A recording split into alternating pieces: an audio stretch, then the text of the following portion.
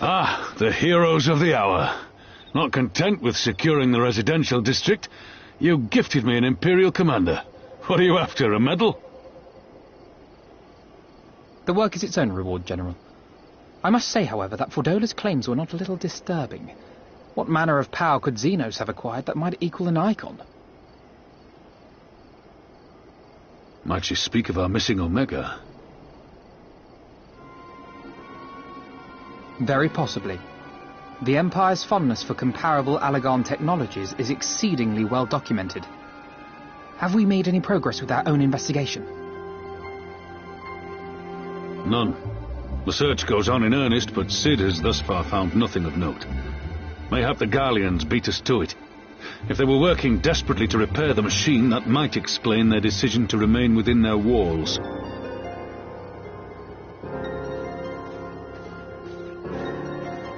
Ah, Lise.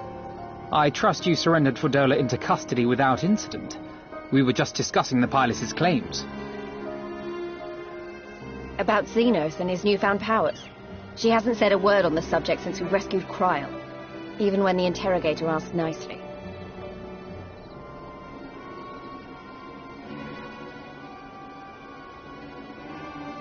Mayhap I can offer some insight into her claims.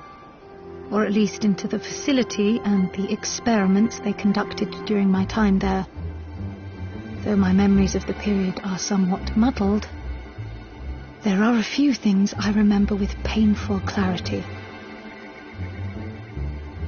Thancred told us only that Fordola had undergone some manner of treatment. Yes. It is a place wholly dedicated to the creation of enhanced beings, whom they refer to as the Resonant. As I understand it, the process aims to imbue a test subject with the qualities of an individual with demonstrated magical aptitude. This entails the mechanical extraction and transfusion of some manner of primordial essence. So that's how Fordola improved so fast. I knew there had to be something. She wasn't half as strong or quick to predict my attacks when we first met. If it weren't for Oriange's siphon thingy, I really don't think we'd have beaten her. My humble scheme asked far more in the execution than it required in the conception, I do assure thee. Oh, you've got to stop doing that. In calling upon Lady Alisaie after her defeat, I was most intrigued to learn of the apparent effortlessness with which Fordola countered her attacks. 'Twas as if she knew the blade's destination ere its journey began. A most impressive feat under any circumstances, but an almost miraculous one when considered in the context of Fordola's unfamiliarity with my lady's arts. How then could she so perfectly predict an unknown opponent's every move? After much deliberation, I surmised that Fordola may be possessed of a preternatural ability to divine meaning from the fluctuations of an individual's ether and to instinctively react. To employ a metaphor, one might say that she was attuned to the whispers of my Lady Alisaie's soul. Wait, have you not just described a manifestation of the Echo? I had no conclusive proof. The available anecdotal evidence suggested only that Fordola was uncommonly sensitive to etheric fluctuations, and 'twas this which led me to develop my stratagem. I would fashion a device with the capacity to generate a massive disruption in the surrounding ether.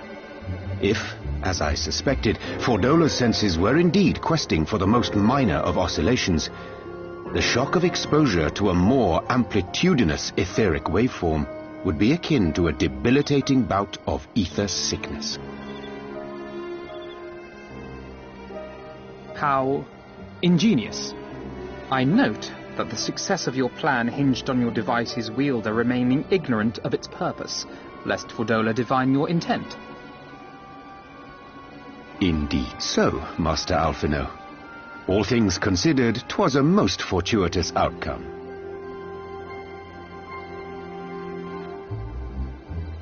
That's putting it mildly.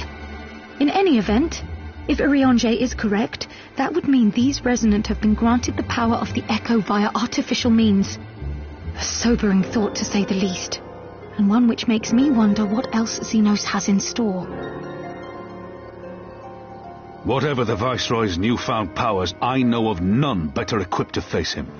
And face him you must, for there is now but one path forward, and it leads straight to Alamigo.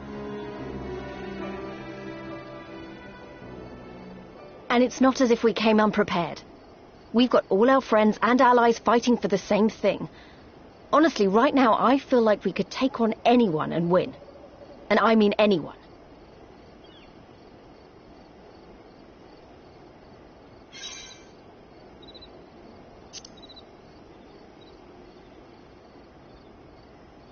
Exactly. Oh, I wouldn't want to be in Xenos' boots. Not with the likes of us coming to get him. Right, I'd best get back to the residential district. Thancred and the Resistance forces are waiting.